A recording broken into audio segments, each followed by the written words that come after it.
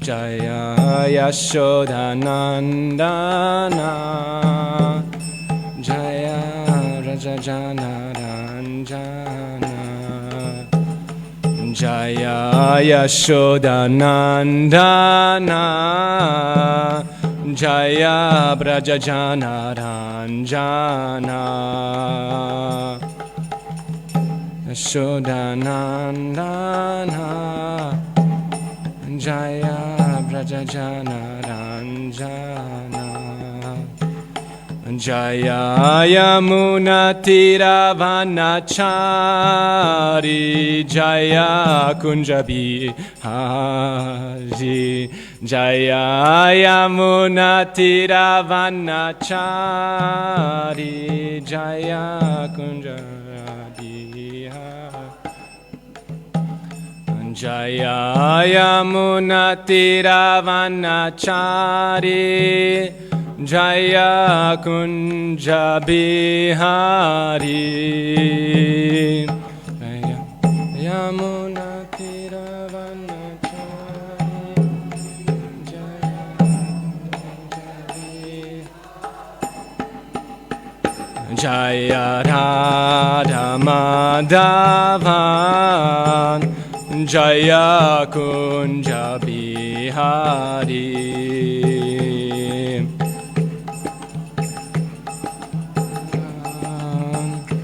Jaya Kunja Bihari Jaya Radha Madhavan Jaya Kunja Bihari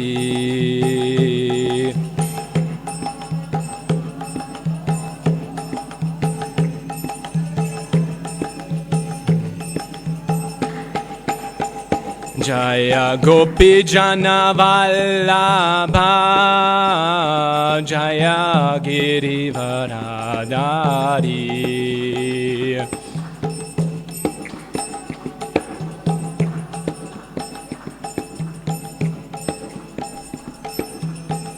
Jaya Gopi Jana Vallabha Jaya Girivaradari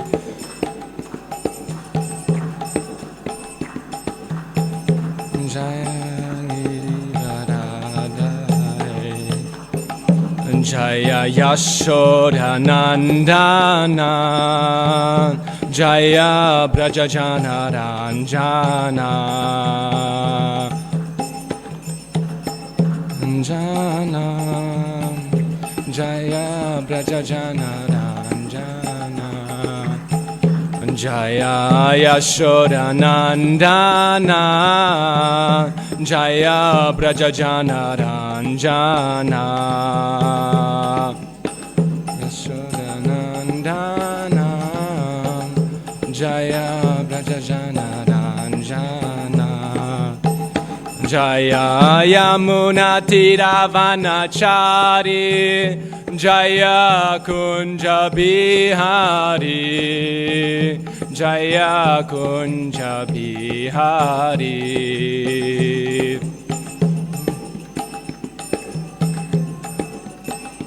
Jaya Kunja Bihari Jaya Kunja Bihari Yamuna Tiravanachari Jaya Kunja Bihari Jaya Kunja Bihari Yamuna Tiravanachari Jaya Kunja Bihari Kunja Bihari Jaya Radha Madhava Jaya Kunja Bihari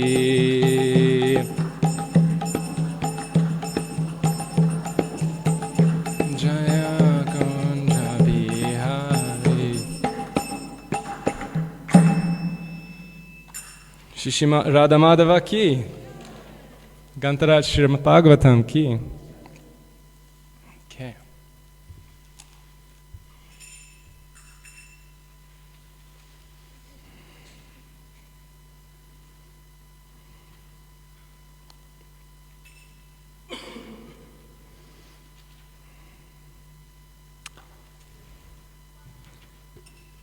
Today we're reading from Srimad Bhagavatam,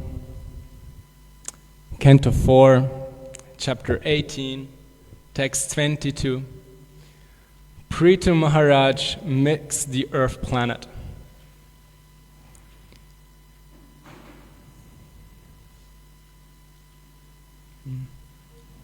You have it? Okay.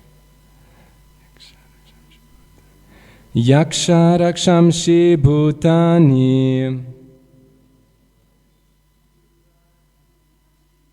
Yaksha Rakshamshi Bhutani Pishacha Pishitashanaha. Oh, excuse me. Actually, in the next verse, is that correct? 22? Okay, excuse me. Tata Hayodadan Shuka Sarpanagashatakshakam Vidayavatsam Duduhur Bila Patre Vishampayaha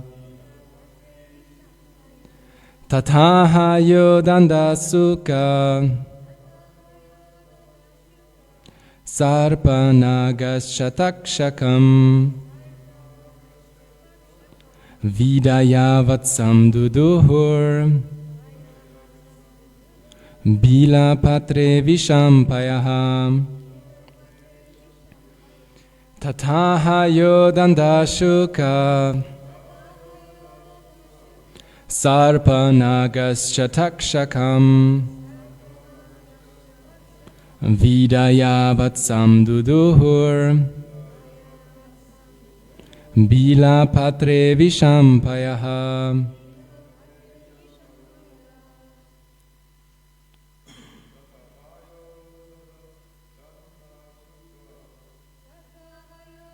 Dashuka Sarpanagaschatakshakam Vidayavatsam Duduhur Bila Patre Vishampayaha. Matajis?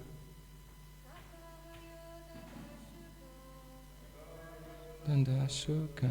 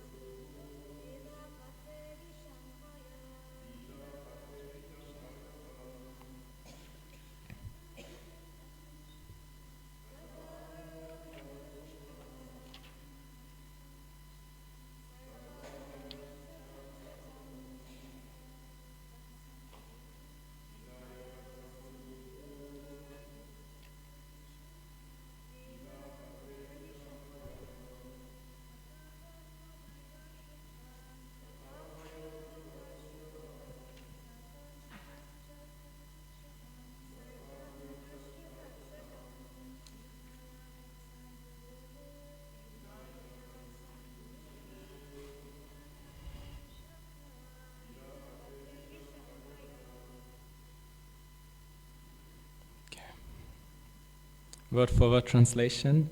Tata. Similarly. Abhaya. Snakes without hoods. Danda Shuka. Scorpions. Sarpa. Cobras. Naga. Big snakes. Cha.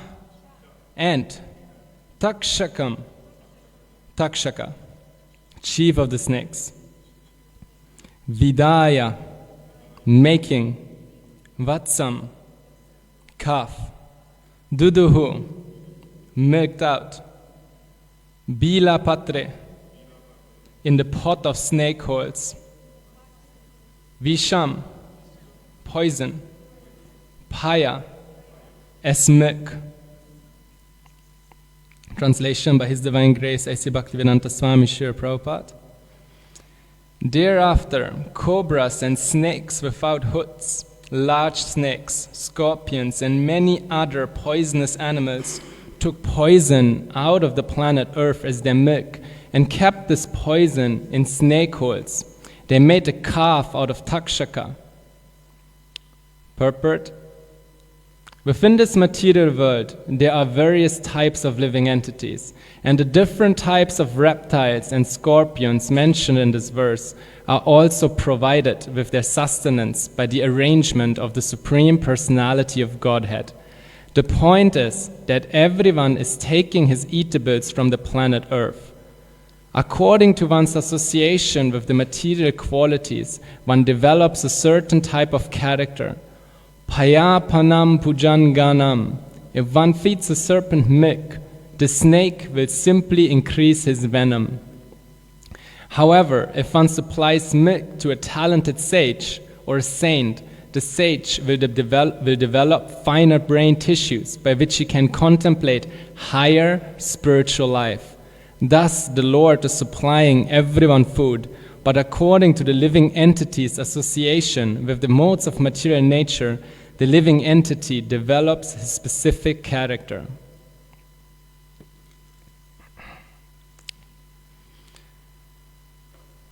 Om Jnana Timirandasya Yananjala Shalakaya Chakshurun Militam Yena Tasmai Shri Gurave Namaha Shri Chaitanya Manu Abhishtam Stabitam Yena Bhutale Svayam Rupa Kadamayam Dadati Svapadantikam Vande aham Shri Guru Shri Yuta Padakamalam Shri Gurun Vaishnavamscha Shri Rupam Sagrajatam Sahagana Raghunathan Vitam Tam Sajivam Sadvaitam Savadutam Parijana Sahitam Krishna Chaitanya Devam Shri Radha Krishna Padan Sahagana Lalita Shri Vishakhan Vitamscha He Krishna Karuna Sindhu Dina Bandho Jagatpate Gopesha Gopika Kanta Radha Kanta Namoastute Tapta Kanchana Gorangi Radhe Vrindavaneshwari Vrishabhanu Sute Devi Pranamami Hari Priye Jai Shri Krishna Chaitanya Prabhu Nityananda Shri Advaita Gadadhar Shri Vasadi Gaura Bhakta Vrinda Hare Krishna Krishna Krishna Hare Hare Hare Rama Rama Rama Hare Hare Vancha kalpatarubhyascha kripa sindhubhya evacha patitanam pavanebhyo vaishnavebhyo namo namaha.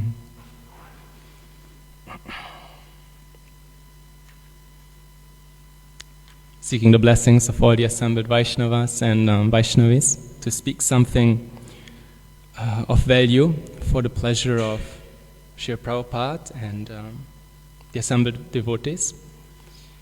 The translation one more time. Thereafter, cobras and snakes without hoods, large snakes, scorpions, and many other poisonous animals took poison out of the planet Earth as their milk and kept this poison in snake holes. They made a calf out of takshaka. It's pretty clear, right? Very easy to understand. I thought, even though most of you have followed the verses and you all know where we are in Bhagavatam, I just thought I'd give a brief summary for those who are not up to date with the fourth canto, where we are, just briefly for 1 minute. And basically, Lord Krishna, the Supreme Personality of Godhead, has just left this world, right? We hear that in Canto 1, which is fairly recent. He just left this world, and the sages are naturally concerned if the Supreme Lord, if God, is present on earth, and when he leaves, that is a problem. That is very dramatic. That is very difficult for devotees. In the same way, like when a great Vaishnava departs, it is also very difficult. So also when the Lord leaves, it is exactly like that. Now, in this narrative, we're hearing about Vidura. And Vidura, he is the brother of Dhritarashtra, the brother of Pandu. He's the saintly uncle of the Pandavas. And during the war of Bhagavad Gita, the battle of Kurukshetra, he actually went for pilgrimage, and he was not present. And also later, when Lord Krishna winded up his pastimes, he was actually just returning from his pilgrimage. And he heard, when he visited Yudhishthira Maharaj, we hear that in the first canto, in one of the last chapters, we hear how when he visited Yudhishthira Maharaj,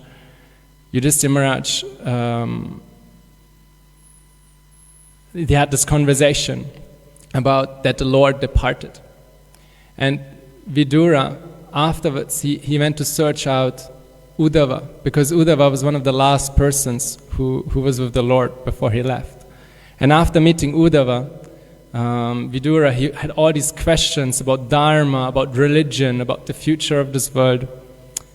And Uddhava did not answer him sufficiently, because Uddhava felt that Vidura, he's this elderly person who is advanced in age. And even though Uddhava, he appears to be a more exalted devotee for the sake of the pastime, he appears as a more advanced devotee.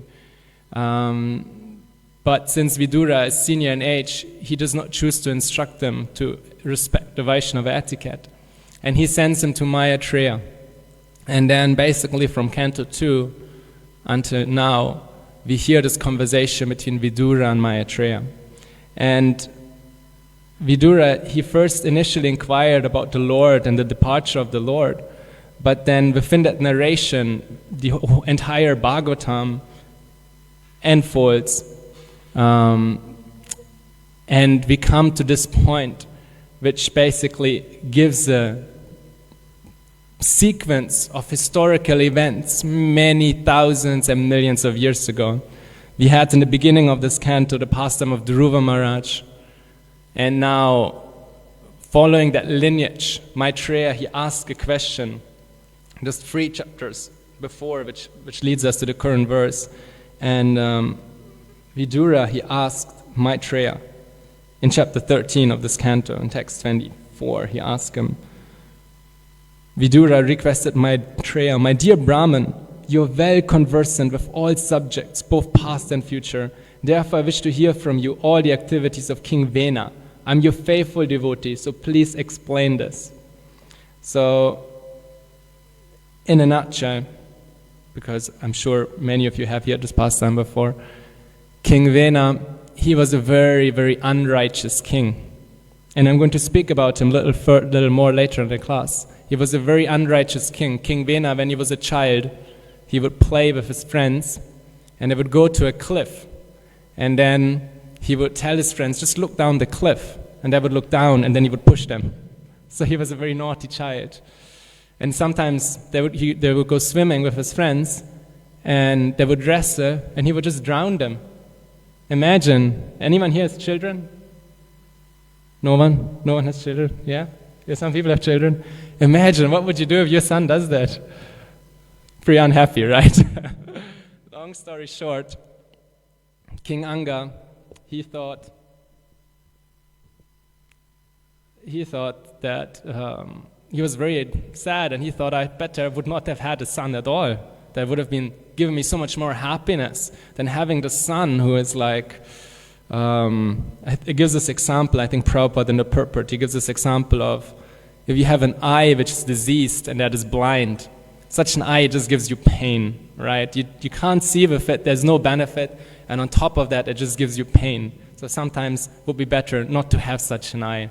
So in the same way also, Anga Maharaj, he thought, such a son is just like such an eye. Like he does not give me any benefit. He does not give me any pleasure. He does not help me in my service to the Lord in any way. It would be better not to have a son at all. But then he reflected and he changed his mind. And he realized that actually it is not better to have no son than to have a bad son. No, actually it's better to have a bad son than not to have any son, because he realized that having this bad son, it made him detached. And he actually renounced the kingdom and he left. And he went to the forest to perfect his life. And on a side note, His Holiness Radhanath Swami, I think he also mentioned once that he said, if you have a good wife, then you also become a good devotee.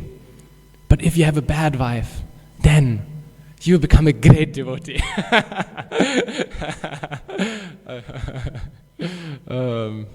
Well, he said that, I'm not sure. Okay, so after King Anga renounced, there was this terrible King Vena. And he was not fulfilling the dharma of a king. He was not fulfilling the dharma of a kshatriya. So long story short, the sages, they intervened and they killed him. As a last means, back then sages, they had a lot of powers. They could just say something and it would become true. So by the sound of their words, they terminated the king. And then there was a new problem, because if there's no king, no righteous government, what happens? Thieves and rogues, they start coming up in this world. Like, I'm not sure, I'm new to South Africa, I've heard a bit, but I've not seen enough. But where I come from, I'm based in Australia, and we can see that if the government is not very strong, then thieves and rogues, they flourish. We can see that in many countries in the world where government is very corrupt and they're not fulfilling their duty, it is very difficult to live in such a place, because there's thieves, there's rogues, there's stealing, there's exploitation. So the same happened in that kingdom. So the sages, they, by their powers, they, by the way, usually sages don't get involved in politics, but sometimes it is required, especially at that time, the sages, they thought it was required, because sages are often very concerned about the welfare of the citizens. So they churned the body of King Vena. And to keep the long story short, eventually, Prithu Maharaj, of whom we're hearing now in this chapter, he was born. And he actually was not an ordinary being. It is said he was a Shaktya-vesha avatar. Like we know, avatar is an incarnation of the Lord. And Shaktya-vesha means he's empowered by the Lord. So he's not, in one level, he is an avatar and he is powerful like the Supreme Personality of Godhead himself. But in another way, since he's a Shaktya-vesha avatar, he is different from the Lord in the sense that it is a living entity, a jiva who got empowered to that position. And Prithu Maharaj in particular, he's empowered with the Palana Shakti of the Lord, which is the power of state governance, of maintaining the citizens and maintaining a country.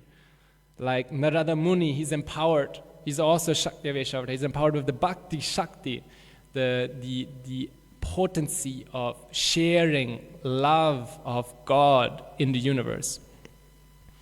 And Prithu Maharaj, he's in the same way empowered with the Palana Shakti, the power to rule a kingdom.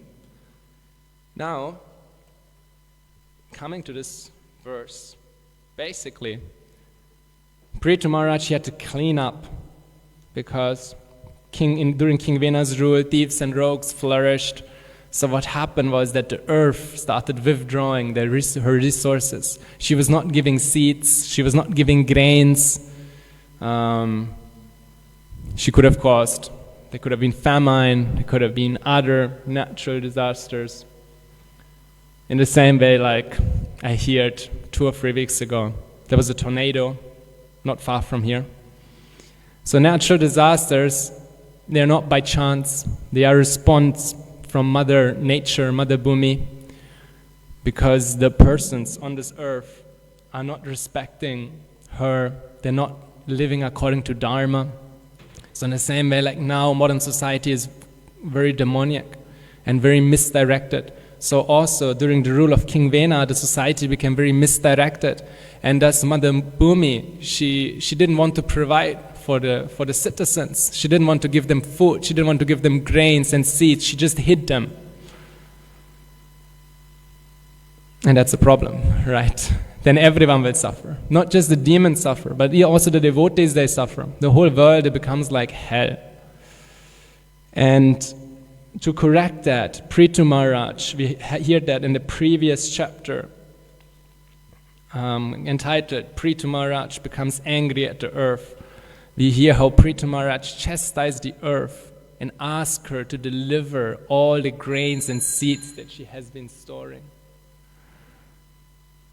And that pastime led us into the current verse where the earth, Mother Bhumi, she submitted to Prithu Maharaj. She should rather not ki.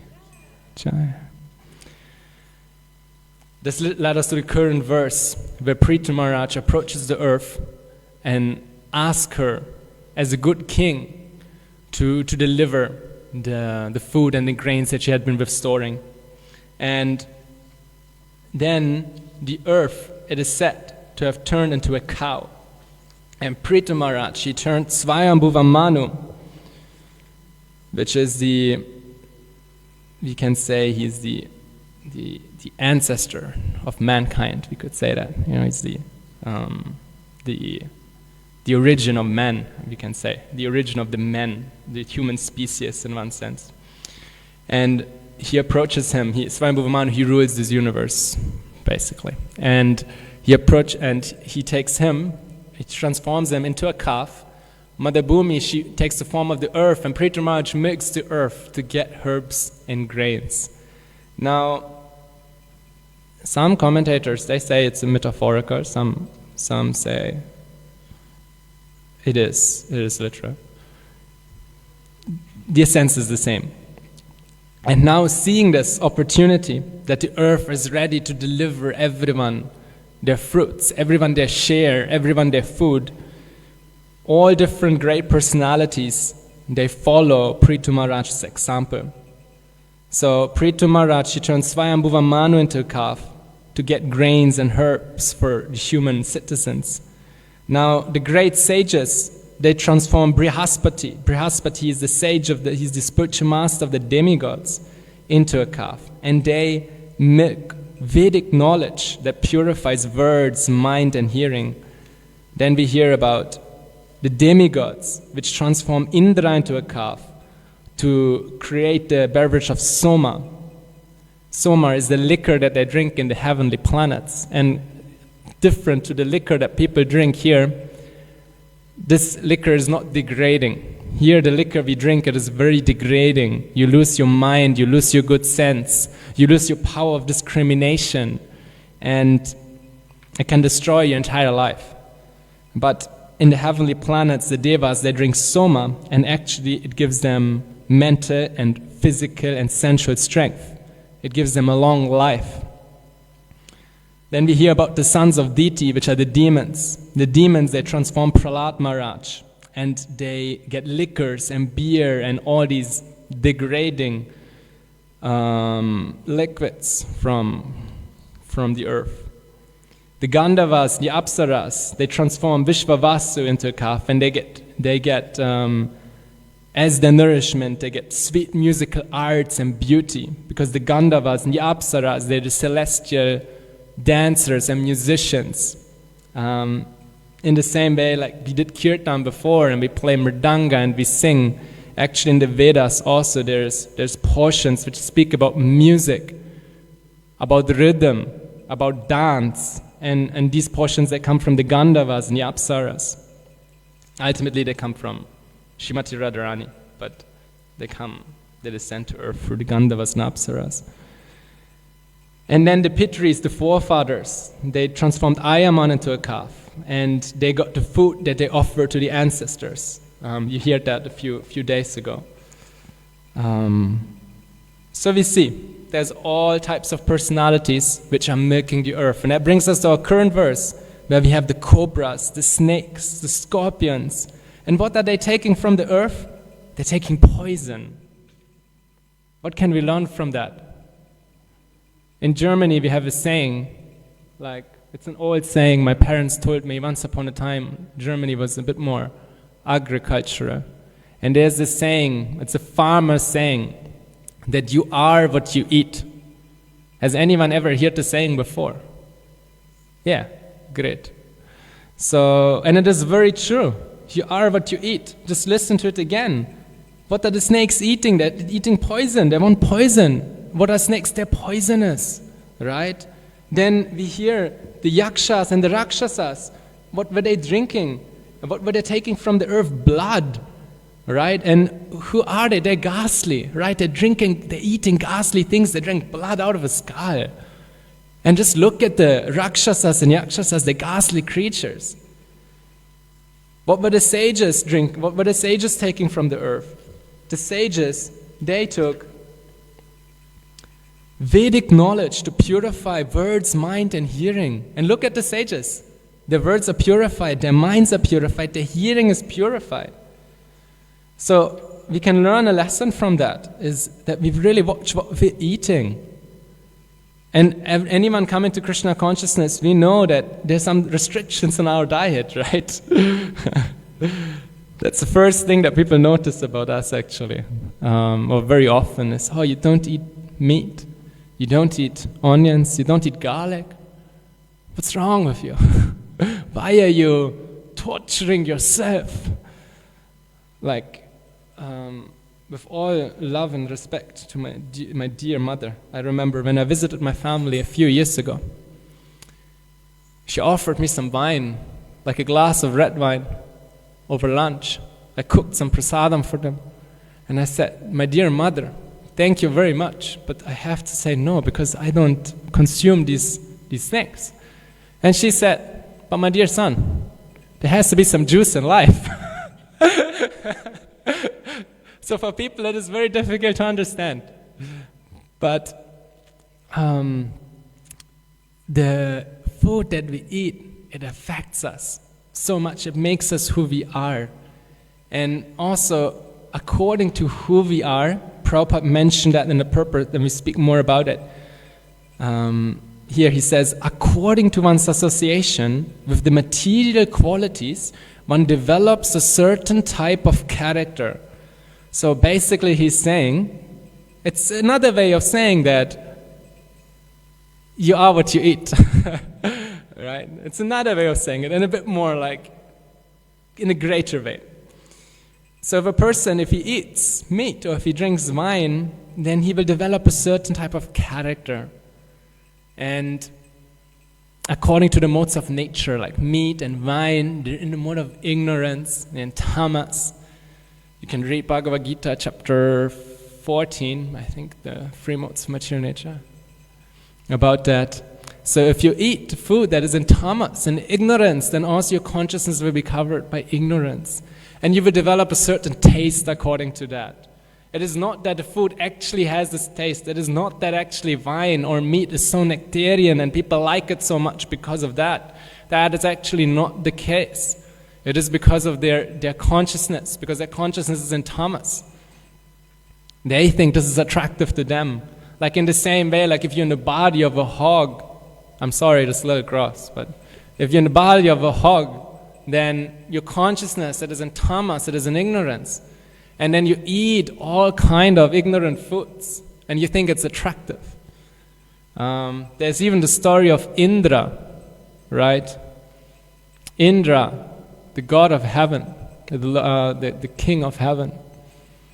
And once he got cursed by Lord Brahma to become a hog. So he had this body of a hog, and he was eating like the rubbish on the road. He was eating, all these untouchable foods. And he had a little pig wife, right? Or fat pig wife, and some hog babies. And he thought, this is great. And Lord Brahma came. He said, Indra, look at you. You're eating stew. Look at, you have look at your children. They're like pigs, and your wife is a hog. And with all respect, I mean, they're lovely animals. But you're Indra, the king of heaven. You have all kind of soma and liquors and beautiful apsaras and a big kingdom and a palace. And you're sitting here eating stew. But Indra, because of his association with material nature, because of his association with ignorance, because of having the body of a hog. He thought, what shall I do with a palace? What shall I do with all these apsaras?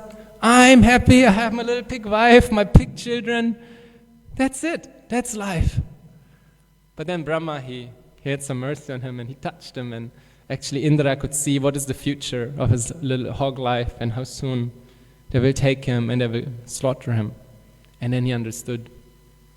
And Brahma could take him back to heaven.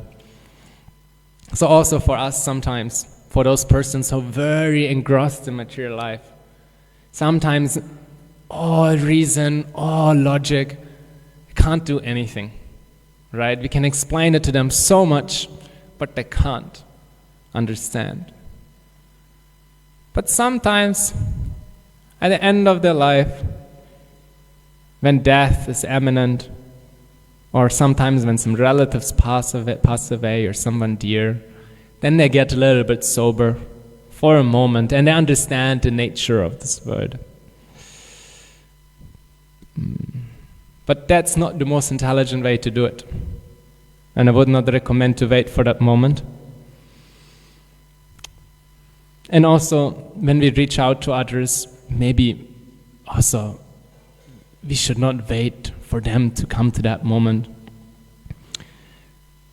We can reach out by giving them some prasadam, by sharing some advice if they're interested, by exposing them to Krishna consciousness in a non-confronting way.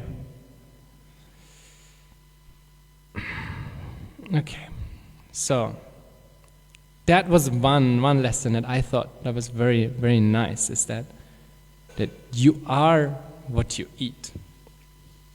Then, another point that I wanted to take from this verse is that we can hear about Prithu Maharaj and how he is the ideal Vaishnava king, right? He cleaned up after King Vena, and he's feeding all the citizens. We can see this in this chapter.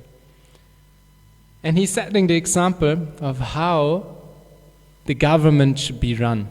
We can see if the Supreme Lord, Prithu Maharaj himself, he runs the government. So we can take an example of that. So there's three duties of a king, of a leader, and particular of any position and power. Number one, he has to maintain his citizens. Like a king has to maintain his citizens. A father, the king is like a father of the whole country in one way. So in the same way, like the king maintains the citizens, a father also has to maintain his children. And then a king also has to teach his citizens. He has to make sure there's education for everyone. Like in the same way, like a father has to train his children. And then, thirdly, a good king, after feeding everyone and after making sure everyone is educated, he should engage everyone. He should make sure there's opportunity for every person to be trained according to their psychophysical nature, or how do they say, according to their varna, their natural occupation. And then they should be engaged in that way. That is the prime duty of a king. That is also the duty of a father for his children. And in general, we could say this is also the duty of any person who is in charge of someone else. So for example, in a temple, if there's devotees who live in a temple, then it's also the temple commander's role to be like Prithu Maharaj, if he can, right? So he has to make sure that everyone is fed nicely. He has to make sure that everyone is getting educated and trained properly. And he has to make sure that everyone has service to do according to their nature. We can see modern governments are very different. And we don't just want to criticize, I understand it's very difficult. I mean, if someone of you would become do you have a prime minister or the president, or what do you have? If president, okay. If someone of you would become the president of South Africa, we have to understand it's not easy, right? Maybe you can't change things overnight. So I'm not criticizing in any way or trying to put someone down. I don't know what is the political situation here, to be honest. But we can see that this is the ideal duty of a king. And I'm confident this is not happening in our modern world. And we hear this as well in Bhagavatam. Bhagavatam here tells us about the ideal king. If we come to the end of Srimad Bhagavatam, if we come to Canto 12, we hear future prediction about how this world is going to be. Because ultimately, this is all for us right now. So we hear in the 12th canto in chapter 2, text number 7. I just read the translation. Prabhupada's disciples, they translate. As the earth thus becomes crowded with a corrupt population, whoever among any of the social classes shows himself to be the strongest will gain political power. And that's exactly what we can see today. Back then, we heard about there were brahmanas, the intellectual class, the sages, the priests. And what they would do? They would advise the king, right? They were advising King Vena. We just heard about King Vena. The sages were advising King Vena. Like, you can't do that. Like, you can't just kill your playmates, right? I think King Vena, he even tried to stop the sacrificial ceremonies. He tried to stop the yagyas, the fire sacrifices. He was creating havoc for the devotees, for a normal human life. So he was not listening to the sages. But we hear Prithu Maharaj, he always takes advice from the sages. In the next chapter, in chapter 20, in 2 chapters, Prithu Maharaj will meet the 4 Kumaras. The 4 Kumaras are great sages. The 4 Kumaras are also empowered by the Lord with Jnana Shakti. They have knowledge, they're empowered with divine knowledge. And he gets initiated by them. The leader of the country takes initiation from the devotees. And he follows their advice to rule. That is the idea. And because he does that, because he rules according to religious grounds, he can take tax from the citizens. And whom does he tax? He doesn't tax the sages. He taxes the Vaishyas, the business people, the mercantile class. And the mercantile class, they're earning, they're making money, they're making business, they're doing agriculture. And they earn wealth. Because they're in rajas, they're in a mode of passion. They need to have a profession which is aligned with the mode of passion, where there's unlimited desire and increase. But even though they do that, the Vaishyas, they're happy to give in charity. So they give charity to the sages, they give charities in terms of taxes. I mean, it's not charity, they give taxes to the Kshatriyas. And they maintain the Shudras. In Vedic culture, there was some class of men which are Shudras, and in Vedic culture, they would not earn anything. But they would be well maintained. They would have a nice house, they would get nice food, they would get nice clothes, they would get all their needs fulfilled.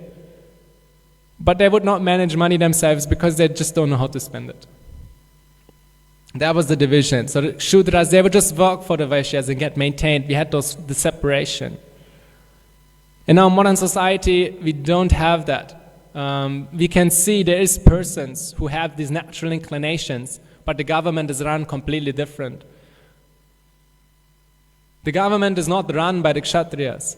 Like in our modern society, we can see most people in government, they're all Shudras. No offense. They're all like laborers or business people. Like there was a president of a country, it has 3 letters. It's just like president of the United States, basically. And we can see he was a real estate agent before, like not a real estate agent. He was a real estate mogul. He was a Vaishya. He was a business person. Not an administrator. And we can see that our modern government either is run by Shudras, by laborers, or it is run by business people. And in general, the politicians don't even make big decisions. They get paid by lobbyists, right? This is what we call neoliberalism. Basically, that's called capitalism. And that's what we see today, right? Those persons who can spend a lot of money, they will win. As part of my visa situation in Australia, I have to study some course at university. And I'm studying social work. So basically what we learn in social work is there's a few nice things we learn actually. And that is we do learn things that are wrong with society.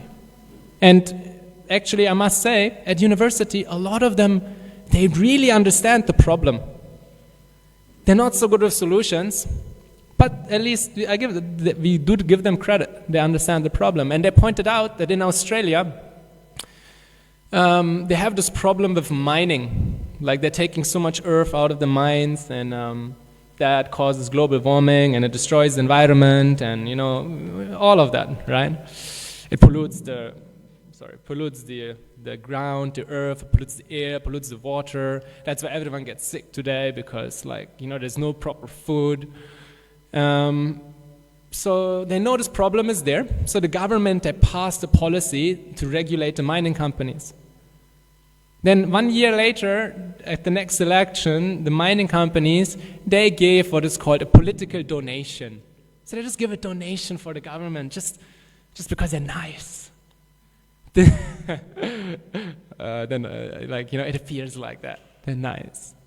But the next year, the government, they changed the policy. They took it out. What is this? Right? And they call it democracy. As if, So the same happened with the gambling industry. Like the government understood, like in Melbourne where I stay, I was living in a temple in Melbourne for a few years, and I still live there. It's nice. Please visit us. We have beautiful deities there and nice devotees. So there's a big casino in Melbourne.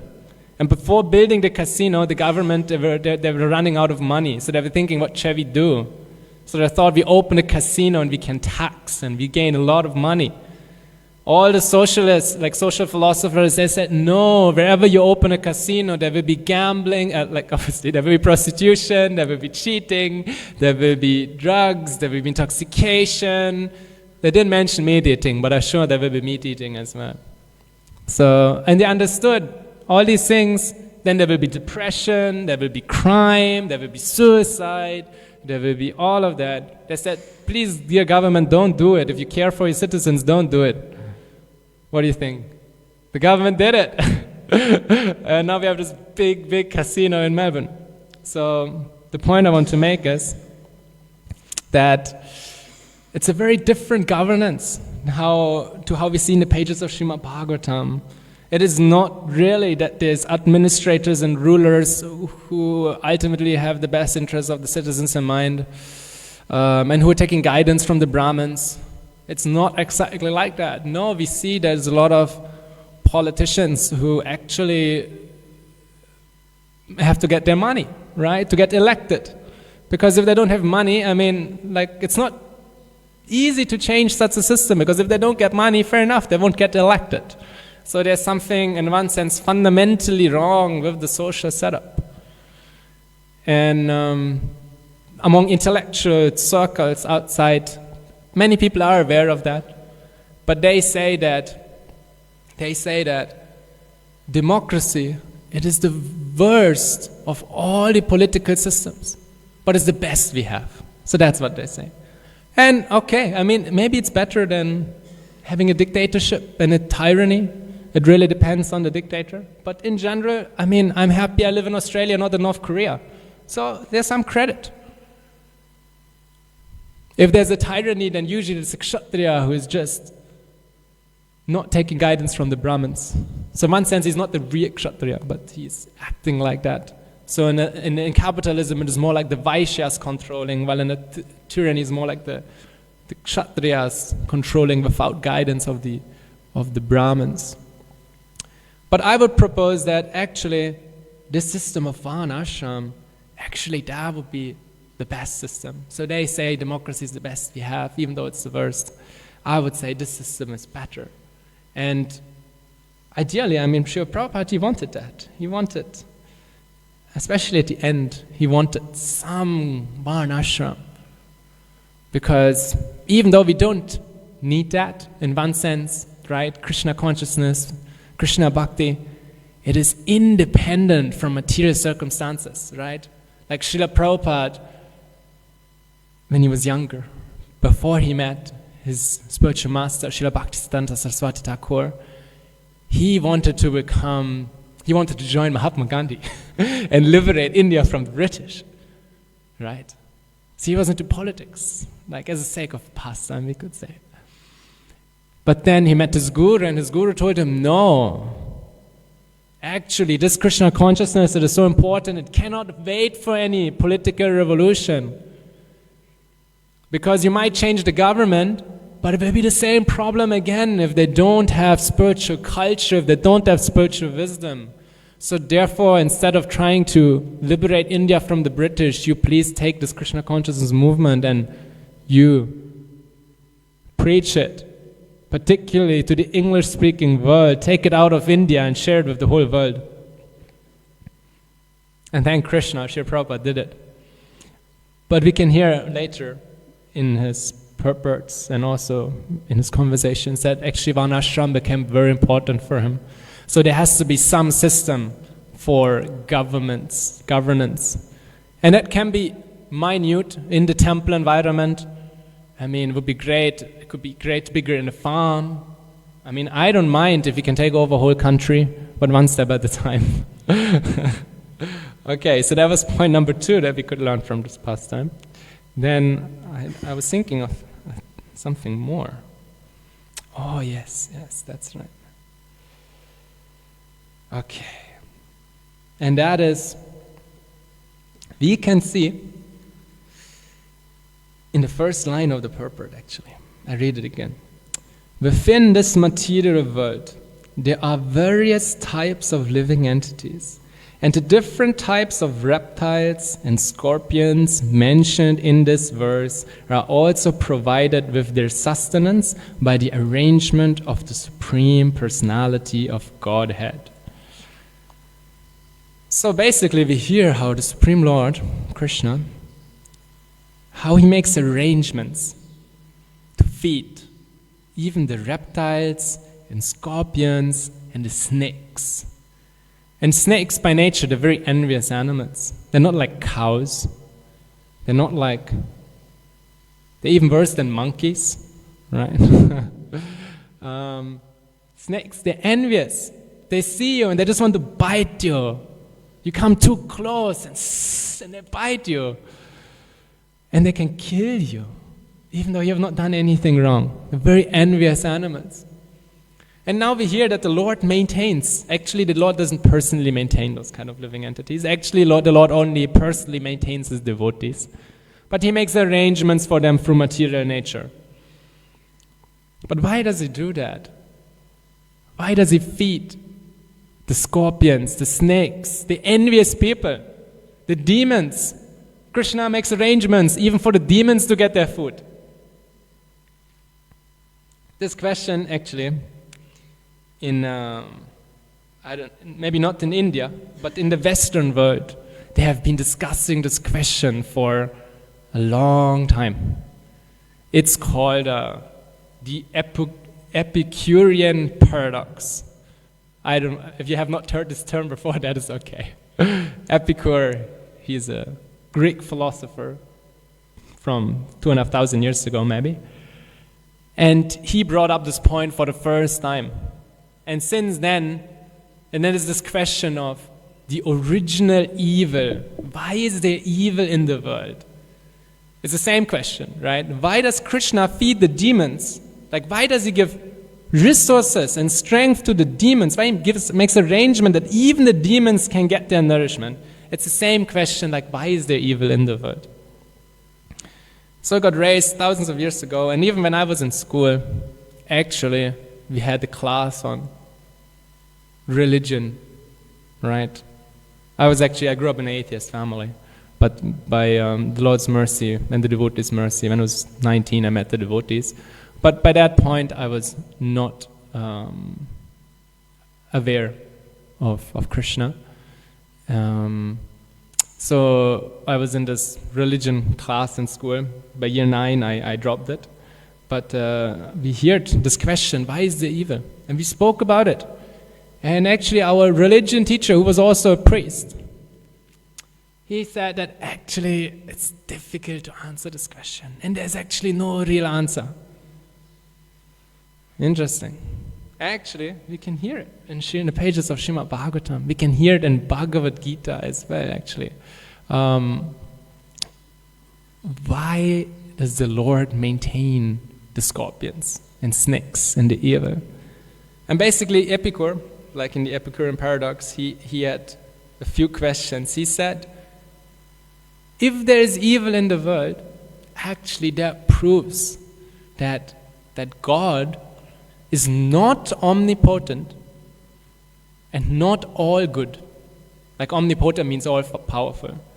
Because he said that he raises the question, can God prevent evil? If you say no, then you would say that God is not all powerful or he's not all knowing, right? He's not all powerful if he can't prevent evil. Then he said, okay, if God can prevent evil, but then there's still evil, then it must be that God doesn't know about it. And if you would say yes, then it would mean that God is not all-knowing. And then he said that, but if God can prevent evil, and he knows about the evil, but if he does not prevent it, then he can't be all good.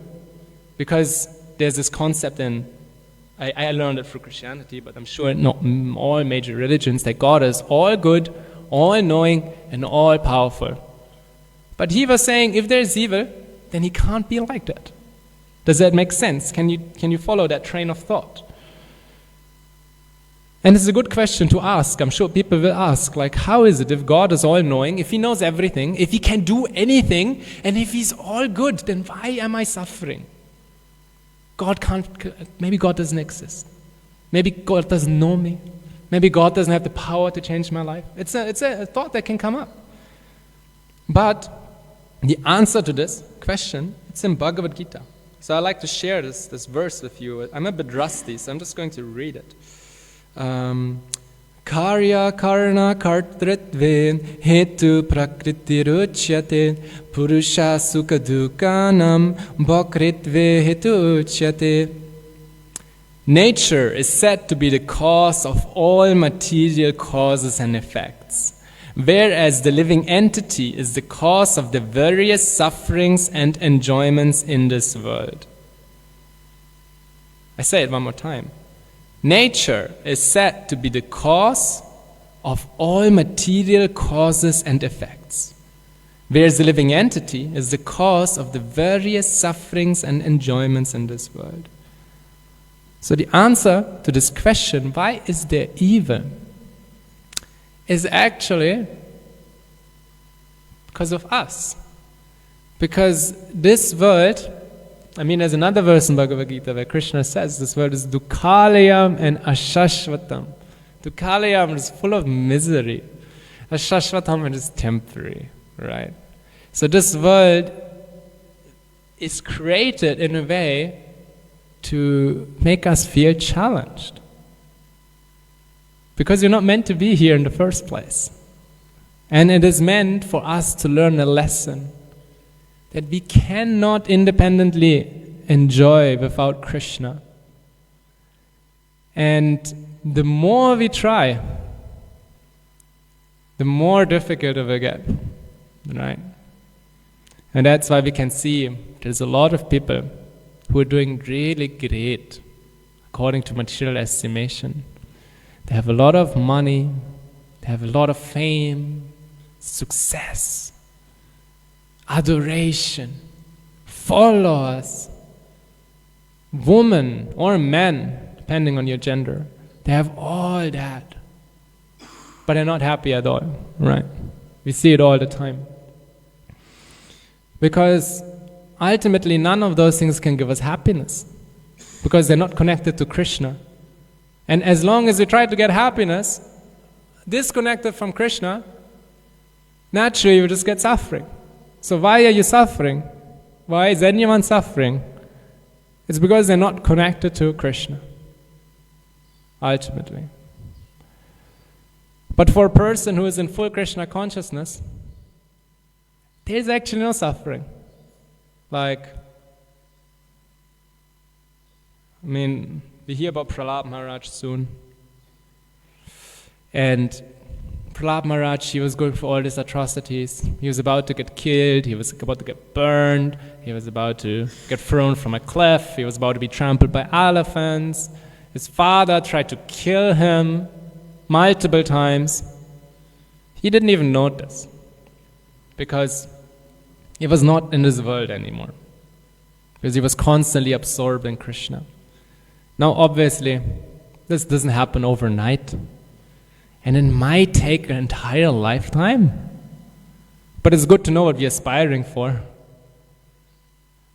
And there's a step-by-step process, right? And you're all doing fantastic, because one part of the process is to hear Bhagavatam every day and attend Guru Puja. So you're doing really good.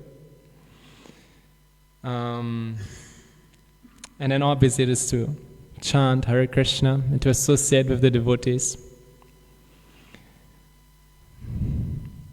But the next time if someone asks this question, you know the answer. If someone asks, why is there suffering? Then we all know, we're suffering because of our own mistake. Everything that comes to us, it's our own karma, ultimately.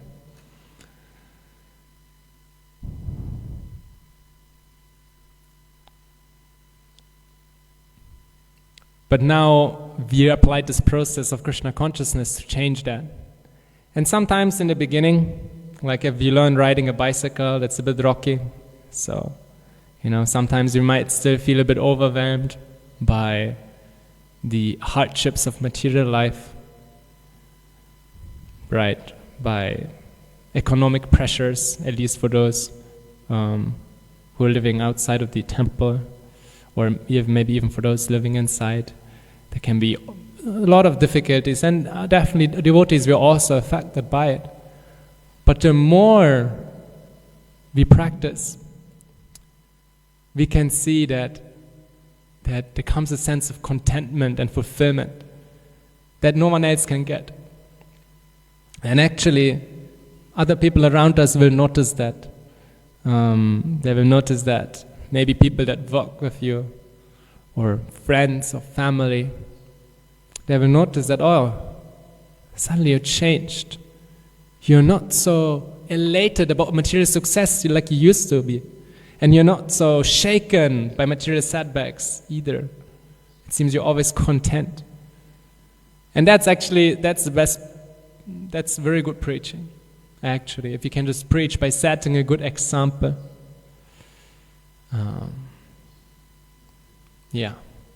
So, to finish, because we came to our time, maybe we can share one last point of the purport.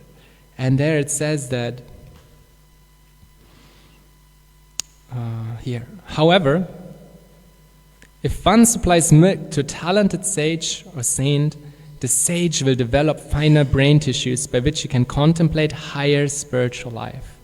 Thus the Lord is supplying everyone food, but according to the living entity's association with the modes of material nature, the living entity develops a specific character.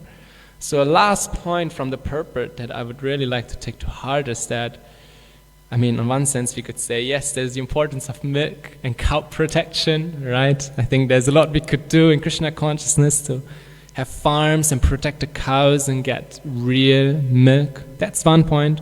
On a higher level, we can take the importance of watching our association with the modes of material nature. Because for many of us, we are still practicing Krishna consciousness, and even though we are acting like devotees, even though I'm dressing like a devotee, there's a difference of being a devotee in heart, being actually a devotee, or just doing what devotees do, right? Like first we follow externally and then the internals follow. Like in the same way for someone who becomes a devotee and follows the 4 regulative principles, first he follows externally and then internally it will come, right? So in the same way also, we dress like devotees, we act like devotees, but still sometimes inside there will be material desires which are not so devotional.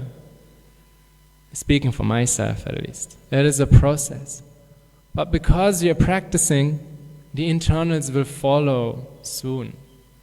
And actually it is a two-way stream. I don't want to make it appear like one-sided. Like the internals will follow the externals. But then also, sometimes we see that the internal comes first. Sometimes we see devotees, they start chanting the Hare Krishna Maha Mantra even once. Or they meet a pure devotee even once, I hear that many times. And suddenly they become vegetarian. Right? We have this Hare Krishna restaurant in Melbourne. And this person came to me and he said, I've been eating here for so many years. And now, he don't know what happened. I asked him what happened. And he said, I lost all attraction to have sex with my wife. I thought it was really fun. It's a true story. It's a true story. I said, that's great. Please come to our program. That only happened once. But I heard 100 times. They said that, I've been eating here for so many years. I've been eating this. I know it's prasadam. Some of them know it's prasadam too. I've been eating this prasadam. And I lost all attraction to eat meat. Right? So sometimes they didn't even try externally. It just followed. Internally something changed and the external changed. So it's a two-way process. It's a two-way process. And what we can take, it's not to finish this class, is that the importance of watching our association with the modes of nature, which means that we want to bring goodness into our life. I asked one of my senior devotees, how can I come to goodness? I mean, we say Krishna consciousness is transcendental to goodness. That is true, but if you're very beginners, it is like many of us, it's good to at least come to the mode of goodness, which means to rise early, to eat food which is nourishing at regular times, to maintain good health. As devotees, I've seen we tend to neglect our health sometimes in the name of service. But it is important to maintain a life in goodness, to wake up early, to chant our rounds early, to eat food which is in goodness. I mean, when we prasadam, we do that naturally, but to eat at the same time every day. All those things, they help. Krishna, he says in Bhagavad Gita that a yogi, and he refers to Ashtanga yogi, but he can also mean a bhakta. Like a yogi, he can subdue all the pains of material existence, all the suffering that is there in body, mind, and outside, just by regulating his activities, by regulating the food he eats, his sleep, not too much, not too little, by regulating how much he works, and some recreation has to be there too. He says also he regulates the recreation.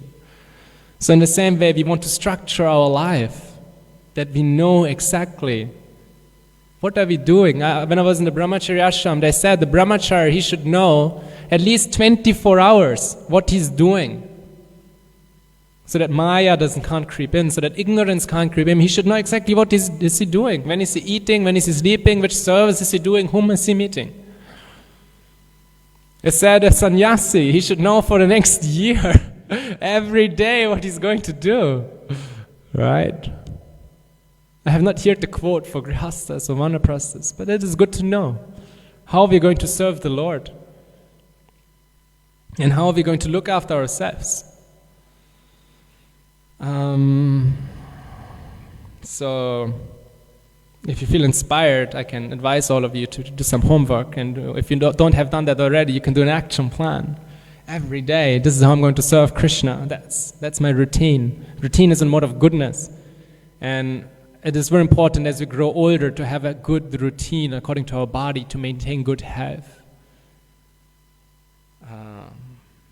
because you want to maintain good health so that we can practice nicely, so that we can chant the holy name properly.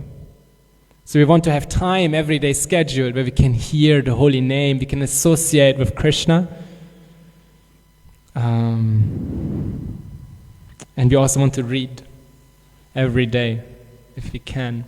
Like in the 7th canto, Srila Prahlad Maharaj, he says that he gives the 9 processes of devotional service. And Srila Prabhupada mentions that actually chanting the holy name is the most important. But then he says that actually hearing is important, because if we don't hear properly, we won't be able to chant. So regularly, we have to hear Srimad Bhagavatam to develop taste for the Mahamantra. So I'll leave it here. I covered 4 points just in summary. First, we spoke about you are what you eat, right? How the food that we eat. And not just the food, the media that we consume, the books that we read, the lectures we hear, the people that we hear, the people that we see. Everything that we consume for our senses makes us who we are. We hear that. And how the snakes, they're like poison and they become poisonous. So we want to watch out what we consume. Number 2, spoke about King Prithu Maharaj as a Shakti Vesha avatar, empowered with the Palana Shakti, the energy of state governance. And how is the ideal king, and also how is the ideal leader, right? This is very practical. Like, it matters actually to us as well, because all of us in Krishna consciousness, we're all leaders of something. If you're running a Nam Hatha or program or anything like that, you're leader of that program. If you're the temple president, you're the leader of the temple. If you're brahmachari, then maybe you're the leader of some younger brahmacharis. If you're senior, then you're the leader of the whole ashram. If you're a woman, then you're the leader, shared leader of your family, right? We're all leaders somewhere. So we can take Prithu Maharaj as an example. Then number 3, we spoke about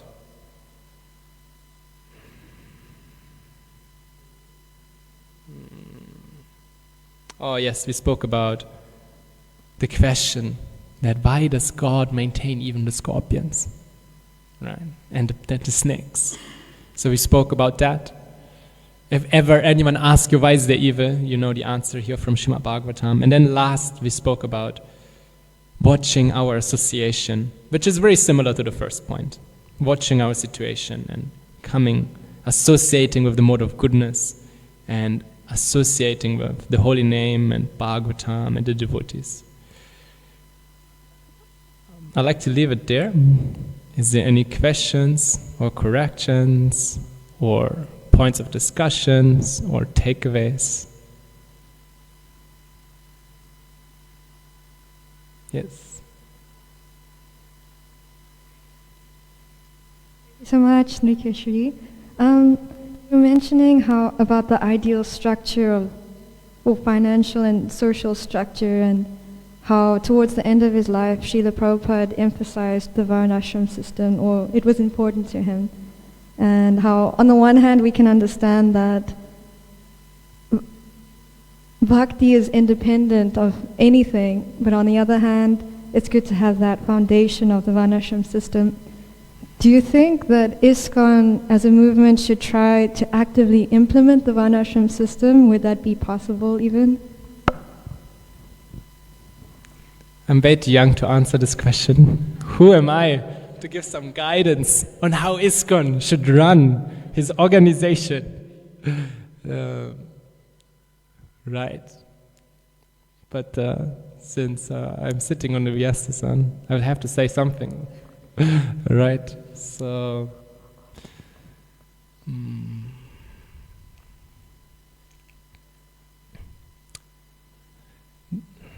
it is very difficult, and I'm sure there's many devotees and many spiritual masters and gurus who are trying very actively. For example, I know Bhakti Vikas Maharaj, he really likes Varnashram. He speaks about it a lot. I think he wrote some books about it as well. But it is difficult to implement. And everything that worked 5,000 years ago, it might not work today. And we have to be very innovative and take everything in context. Having said that though,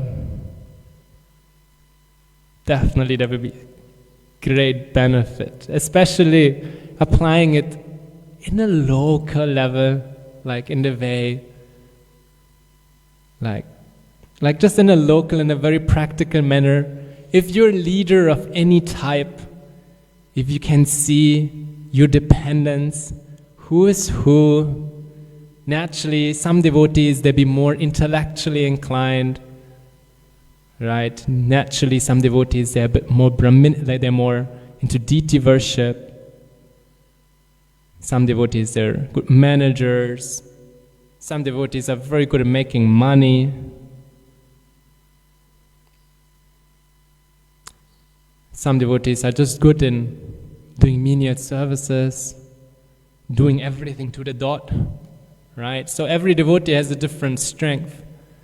And to answer your question in a very simple way, I think it is very important that if you're a leader of anyone, that we can see who is that person, despite seeing that their spirit soul.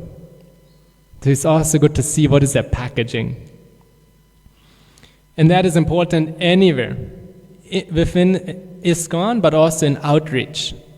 You have to know who is who, and then we should engage them accordingly. That is very important. Like, I think it was Sataputta Prabhu. I think it was him. Don't quote me on it. There's this one devotee during Prabhupada's times, and he was an amazing, like he had a master's or PhD in physics, in astrophysics or something of that nature. Very, very highly intellectual, very scientific. And he came to the temple, and basically his service was to wash the pots. And that is great. It is very great. Right? I was washing pots for many years. I love it. It's a nice service. However, when we come to Krishna consciousness, we should do everything for a little bit. We should know a little bit about everything. But eventually it's important that we are engaged according to our nature.